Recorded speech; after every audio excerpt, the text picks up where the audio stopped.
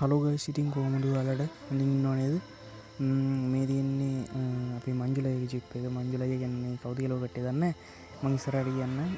කොහොම හරි ඉතින් මේ ජිප් එකෙන් අද අතල්ලක් ගන්න බලාගෙන තමයි ආවේ. මංජුලය කියන්නේ සාමාන්‍යයෙන් සුපිරි වැට්ටේ. දැන් මුල ඉඳන් ඒ කියන්නේ සිරාටම බෑන්ඩ් එක චැසි ඉඳලා පටන් ගත්තට පස්සේ මේ කෙලින්ම මේ ජිප් එක හදලා ඉවර කරනවා. අද අපි මෑන් එක්ක පොඩි වටයක් යන්න හදන්නේ. මේ මං පොඩි අදහසක් දැම්ම ඔළුවට මේ මෑන්ට යන් කියලා අපි ඕෆ් රෝඩ් පාරක් බලමු. මේ මෑන් යයිද කියලා අද ඕෆ් රෝඩ් එක දැන් අපි පොඩ්ඩක් පොඩි වටයක් යන්න හදන්නේ. බලමු මේක අතල්ලේ කොහොමද කියලා. දෙන්න. ගයිස්, මට කියන්න අමුතු වුණා. මේ අපි දැන් යන ජිප් එකත් හදලා තියෙන්නේ මුලින් ඉඳන්ම හදලා තියෙන්නේ මංජුලය තමයි. අම්මෝ යාළුවනේ, මේ ගෑම් පිස්සුවක් නේද?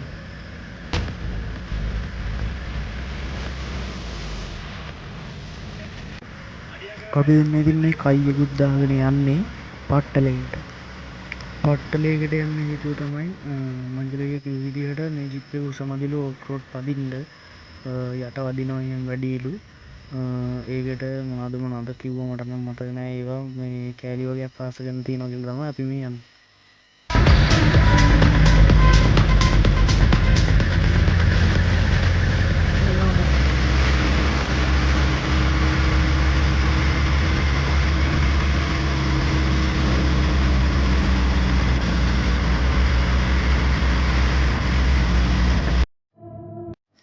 ගිහිල්ලා බලනකොට මාරම වැඩක් තමයි උනේ. පට්ටලේ වහලා අපි ඉතින් එතන ඒ කෑලි ටික තියලා ඉවරලා ආයෙ එන්න ආවා.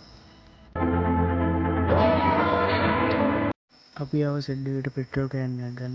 ඉතින් අපි පෙට්‍රලුත් අරගෙන ආයෙ පිටත් වුණා ගරේජ් එකට යන්න. අද පට්ටලේ වහලා නිසා මගේ ගින්න පුඳ වුණා. පට්ටලේ කෙනා කිව්වා ඉක්මනට වැඩේ කරලා දෙන්නම් කියලා. ඉතින් අපි දැන් ගරේජ් එකට ආවා.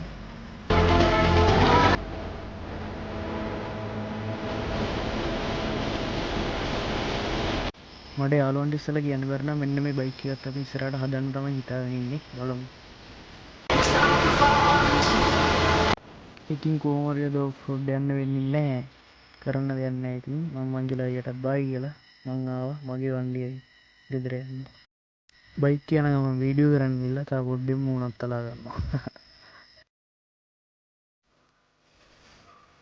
ඉතින් ආවම හරිද? හෙලෝ, ඉතින් කොහොමද?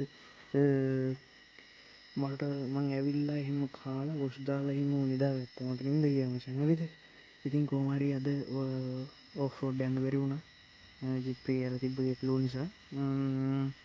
ඉතින් මං තව ව්ලොග් එකකින් එන්නම්.